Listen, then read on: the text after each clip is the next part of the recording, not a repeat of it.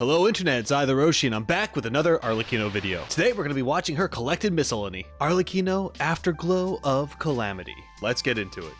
The fourth of the Fatui Harbingers, a formidable Snezhnayan diplomat and a ruthless assassin. This is the most you can hope to glean about Arlecchino if you know the right people to ask. But if you go one step further and gain the acceptance of a certain group of children, you'll learn about her most important identity of all, a father. This will be a productive partnership, I hope. As an intelligence operative, Arlecchino prefers more covert means of attack. But don't expect her to shy away from unleashing her raging flames in broad daylight if the situation calls for it. Arlecchino's normal attack can combo up to 6 spear strikes, dealing physical damage to enemies. Her charged attack consumes a fixed amount of stamina to dash toward an enemy and deliver a single slash.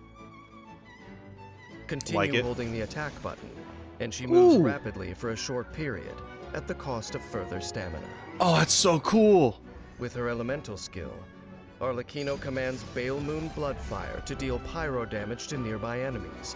She then charges at one of them and delivers a further slash, dealing AoE pyro damage. Enemies struck by her elemental skill will receive a Blood Debt directive for a set period. Yeah.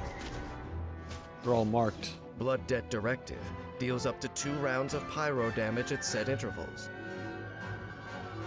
The damage dealt is considered elemental skill damage. Using her charged attack, or elemental burst, causes Arlecchino to absorb and clear nearby Blood Debt directives. Each directive absorbed grants her a bond of life worth a percentage of her max HP. There is a limit to the total bond of life that can be gained in this way. If her elemental skill is used again within a certain time, the directive's duration is recalculated, as is the maximum bond of life that they can confer. The Crimson Moon bloodline etched into Arlecchino's life brings her pain, but also power. When her bond of life is greater than or equal to a certain percentage of her HP, she enters the mask of the Red Death state, converting her normal, charged, and plunging attack damage into pyro damage that cannot be overridden. While in this state, when Arlecchino's normal attack hits an enemy, the damage dealt is increased by an amount based on her attack and her current bond of life percentage. A portion of her bond of life is then consumed. Consuming bond of life in this way shortens the cooldown of her elemental skill, All is Ash. After unlocking the talent Agony Alone May Be Repaid, when Arlecchino's elemental skill applies a Blood Debt directive to an enemy, it is upgraded after a period of time to Blood Debt Due, which grants her more bond of life when absorbed. Additionally, defeating enemies with Blood Debt directives will grant her a large amount of bond of life. There is a limit to the total bond of life that can be gained in this way. Her animations are so This is cool. where you Oh, yeah. Like, speak of the devil, just right there. Burst unleashes Wings of Bale Moon Bloodfire, dealing AoE pyro damage, clearing her elemental skill's cooldown, and restoring her HP based on her attack and her bond of life value. Due to her passive talent, the Bale Moon alone may know. While in combat, Arlecchino gains a pyro damage bonus, and can heal only by using her elemental burst, Bale Moon Rising. When HP is low, she can unleash her elemental burst against a group of enemies to deal pyro damage, clear the cooldown on her elemental skill, and recover HP. She is a father children can depend on. The family exists thanks to her. After unlocking the passive talent Strength Alone Can Defend, all elemental and physical resistance is increased for Arlecchino, based on the amount of attack she has beyond a certain value. There is a limit to the increase that can be gained in this way. The seat of Fourth Harbinger honors Arlecchino's past achievements and serves as clear confirmation of her combat prowess, with mastery of the Bond of Life The bloodthirsty flame she wields is a foreboding sight to her foes. She starts the battle by using her elemental skill to apply blood debt directives to enemies. At an opportune moment, she uses a charged attack to absorb the directives, gaining Bond of Life and entering the Mask of the Red Death state, in which she dishes out pyro damage with her enhanced normal attack. When energy is full, she uses her elemental burst to deal pyro damage to enemies, while healing herself and also clearing her elemental skill cooldown. Then she goes on a final offensive streak, turning her foes to ash by the searing light of the blood-red moon. Neither a dark sun nor a red moon is seen as a good omen by this world's standards. Things certainly did not end well for the dynasties that took them as their respective emblems. So when someone has a recurring dream featuring the sight of a crimson moon, she should beware.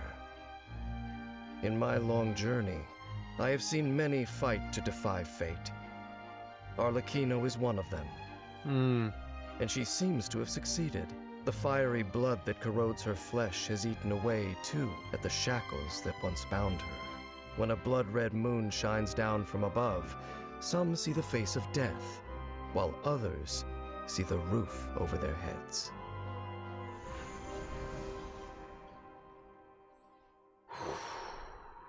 Okay. Her animations are great. They're unique. She doesn't feel like a copy of some other characters, at least from my knowledge and my experience seeing other polearm characters in action. And they work really well with her weapon being a scythe. One of her attacks, you show the scythe blade go behind the character and she pulls them forward. And that's how you'd operate that weapon. You'd get behind them and you'd swing and you'd chop them. There's stuff like that that makes sense. She has all these flourishes, having it spin around her body and just readying herself for the next fluid motion to the next attack, which looks really good. And forgive me, I know we just heard all these names, but it's hard for me to keep track of names especially. But she has that separate meter too, and that marking system, and how it just kind of like links one thing into the next, and she has a way to even heal herself. And of course this stuff is limited, but of course it would be, otherwise she'd be an absolutely broken character. A few things that I found very interesting in this, one of them being that this curse causes her pain, and of course that could be a no duh, of course it causes her pain, it's not fun to have a curse, Roshi. And I get that, but never once do we ever see her actually be hindered by it. We've only seen it physically change her, whether it's because her skin is becoming more black and demonic looking, or the glitchy stuff that happens. But this also got me thinking. This curse, I imagine, is also giving her the strength that she has. I'm thinking back to the animated short, and of course it wasn't about that, maybe they didn't have time to show it, but we never saw Arlecchino get access to her vision, pyro vision that she wears on the back of her suit. I think her pyro abilities are linked to the curse that she has. She has this fire in her veins. Maybe that spinal thing down the back of her suit is part of it, or some kind of restraining thing, or like to keep it in check, who knows. But it lights up red and the wing comes from it and stuff, so maybe it's some way to channel her crazy cursed powers. I just love the ending here when they say the blood red moon gazes down and many see the face of death while others see a roof over their heads. It's talking about her. It's talking about father. It's talking about the assassin that will come and just wreck your day. Or the person who looks after you, who gave you a place of shelter.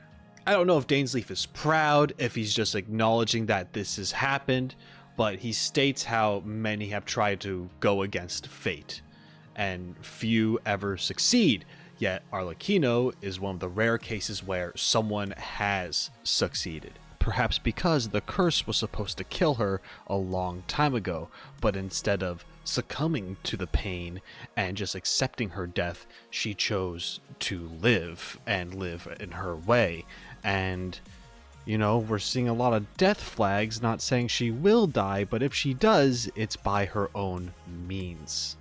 The last thing that I'll talk about here is how we have her constellation being Ignis Purgatorius, so fiery purgatory. but Purgatorius could also mean cleansing. This fiery cleanse that I guess seems to last forever, and I believe that is in reference to the aforementioned curse. Well, that's it for me. If I keep going, I'm going to end up talking in circles. So thank you so much for watching. I hope you enjoyed it. If you did, make sure you subscribe to the channel if you haven't already, and check out the description for additional ways of how to support me. Every little bit counts. It means a lot.